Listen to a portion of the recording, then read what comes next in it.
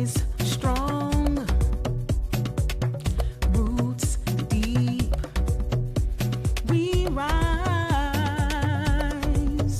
we don't retreat. Hey ladies, hey, welcome back to Rooted in Your Confidence. I want to talk about something today that may make you feel a little uncomfortable because at one point in my career, I felt uncomfortable about what we're talking about today also. We talk a lot about escalation here. I know I do. Go to HR, file a complaint, document everything, protect yourself. And I believe in protecting yourself. That's what I want to say first. But I also believe in understanding the environment you're working in.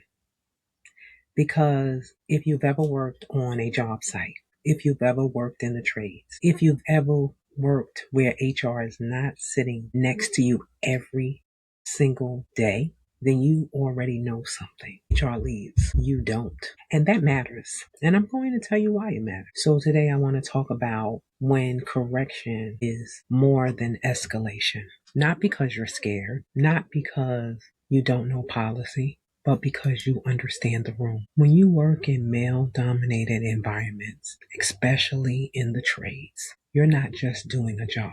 You're navigating personalities, hierarchy, reputation, ego, and alliances that nobody writes down. So when something happens, bias, manipulation, hypocrisy, someone tries to test you and you have a choice. You can react.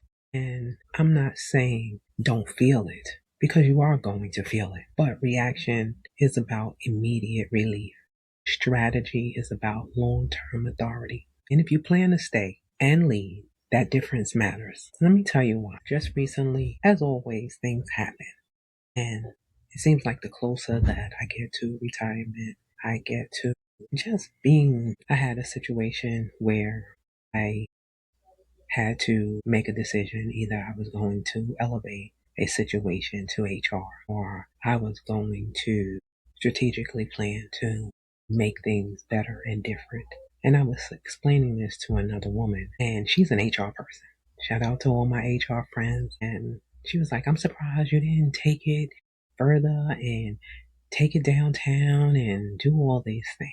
And I was trying to explain to her, which you still to this moment, you have to be strategic when you work in these environments, when you're on the field, on site, where there's no one to police these humans that you work with. Because the strategy that I put in place allowed the individual to understand that what happened, what he did was wrong, and it allowed him to refocus without taking it downtown.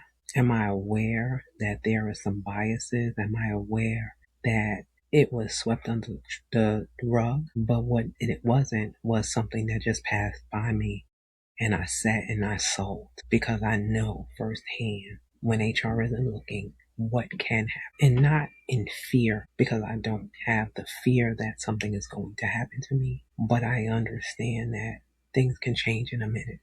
So ladies, I get you. I see you. So for every woman that's in HR, for every person that says just do this or just do that, it must be done strategically. It must be addressed a certain way because you put people in harm's way. Maybe not physically, but emotionally, mentally, which causes women to leave, causes women to walk away, withdraw. And why should women leave jobs? Because people have their own personal biases. It's bad enough that the hierarchy plays a part in this by having women overprove that what they're saying when they work on job sites is the truth, is a fact. So it wasn't so much about not speaking up. And unless you've been in this situation, and I have, I remember young in my career having it all written down, taking it to HR. They came in with their videos and conversation, but they weren't there after the videos and conversations was over when they alienated you. Everyone, every man, because now he is afraid. Every man is afraid to talk to you. Every human that's in that department feels you are a threat. Now you're blackballed. You're kept from promotions. You're overproving that, hey, you want to be down. I know this firsthand. So ladies in the trades, I get you, I see you, I know you. And that's why I work so hard for you to know that I'm here if you need me, and there are strategies in place so you do not have to bend or break and you still get to stand and use your voice and show up fully as yourself. Everyone can have an opinion and a thought, but unless you actually work in these environments, you don't get it. You don't see it. When something happens on site, I don't jump. I've jumped before. I slow down. And baby, it's something in the slowdown. And I ask myself a few things. What actually happened? And not the story, not the emotion first, the facts, the behavior, what was said, what was done. Then I ask, what are the dynamics here? Who talks to who?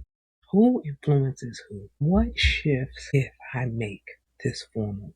Because once you escalate it, you don't get to control the ripple. Then I ask, can I correct this directly? Can I name it calmly? Can I label it with the facts of what just happened? Can I reinforce a boundary in real time? And the last question, and most important, does my response protect my long-term authority? Because I'm not just thinking about today. I'm thinking about credibility, earning power, influence, positioning. That's not manipulation. That's leadership. And ladies, you understand because you're there. They'll want to put you on coffee runs, not allow you to run the heavy machinery. They'll want to dictate your safety. So when I talk about the biases and manipulation, I absolutely could have escalated it, and I chose not to. Again, not because I was afraid, not because I don't know my rights, because baby, I know I'm backwards forwards, not because I don't understand policy. No, that too. I chose not to because I understand the room. Instead, I addressed it directly. I named the behavior. I called out hypocrisy calmly, clearly. No, I didn't raise my voice. No, I didn't shrink. No, I did not over explain it. I was just direct with the correction. Then I adjusted the structure. I made the supervisory change. Clean separation. No spectacle. And here's what happened. The issue was resolved. My authority stayed intact. Respect increased.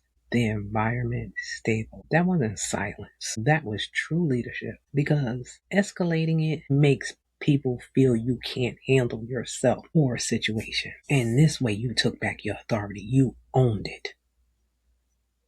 And you didn't just dance around it, act like it wasn't happening. You spoke up. That's what I did. I'm talking like it was you when it was me, so it was us. It happens to us. So here's where everything gets interesting, to be very honest. I was grounded in my decision, like I told you, and until some outside person said something, I noticed that I had doubt from the situation.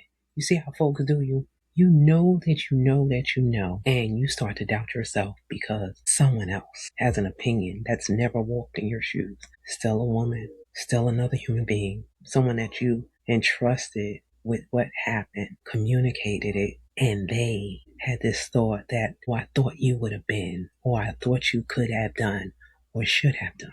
Because if it was me, even if it was you, you don't know what you would do because you've never been here. So sometimes we have to stop always saying what we would do, especially if you've never been there, and allow a person to trust you and explain what happened, hear them, and say, what can I do to support you? Because I moved in my own authority. I moved in my integrity, and then my integrity was being questioned by someone who never walked a day in a male-dominated industry in the trades. And women in male-dominated industries live in this double bind. I'm just telling you, it's tough some days. If you don't escalate it, you're complicit. If you escalate it, you're dramatic. If you confront it, you're aggressive. If you endure, you're weak. You can't win inside someone else's framework. So that's why you have to build your own. Strategy is not silence. Escalation is a tool, not a reflex. Correction is not weakness. Strategy is not silent. Did I respond in a way that reflects who I am? Did I protect my authority? Did I create change? That's what you need to ask yourself. And if your answer is yes, that's leadership. Confidence is important, but confidence without awareness of an environment can cost you your leverage. And I care about women keeping their leverage, especially in the trades. This is exactly why I wrote Truth Changes Things, because rebuilding self-trust changes How you respond under pressure. It changes your timing, it changes your tone, it changes your decisions. Speaking up is not about volume, it's about positioning. Getting paid is not about negotiating, it's about protecting leverage long term. The book walks you through that. And for HR leaders, union reps, supervisors listening, if women constantly feel forced to choose between escalation and silence, something in the system is off. Retention isn't about policy. It's about preparing women for the realities of the environment and examining the environment itself. Women don't leave because they can't do the job. They leave because no one prepared them for what the job really includes at all. And I say it all the time, but I want you to understand that. Hear this today. In male dominated industries, ladies, you will face moments that require response. The question is not always, should I report this? Sometimes the better question is, what response protects my authority long term? You are allowed to think strategically. You are allowed to correct behavior directly. You are allowed to lead without spectacle. Correction is not weakness. Escalation is not the only proof of strength. Integrity is alignment. And leadership is knowing the difference. If this episode resonated, share it with a woman who's navigating site dynamics right now. And if you haven't grabbed your copy of Your Truth Changes thing, the link is in the show notes. Because self-trust changes how you lead. And when your truth is solid, your decisions are too. I'll see you next week.